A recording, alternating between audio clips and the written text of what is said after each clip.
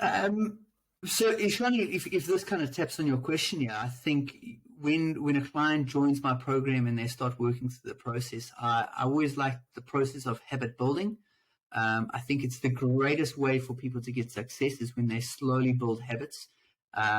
We are human beings, and at least I speak for myself and many of my clients that I work with, is that more information is not what people are after. And in many aspects, we want a simple, easy approach to getting wins. Yes, it will be hard, but it doesn't have to be complex. It can be simple, but it won't be easy. And the process that we go through is I call it the 3A method, which is basically we assess, we apply, and then we accelerate. So that's kind of like the first phase of my program. And then once we've done that, we move into a process of habit building. So I always like to say to people, yes, it's easy to get from A to B. Okay, so think of it a weight loss journey or a health journey from A to B. But we want to make sure that we go from B to C to D to E, and we continue that continuum carrying on.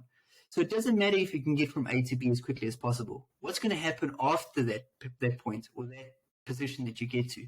So the process of building habits is that we can solidify the success that we've got, and we can continue to build on that. And ultimately, building habits is when we change our identity, we change the way we are and the way we do things, and that way we get long-term success, not just short-term success. So I hope that answers your question.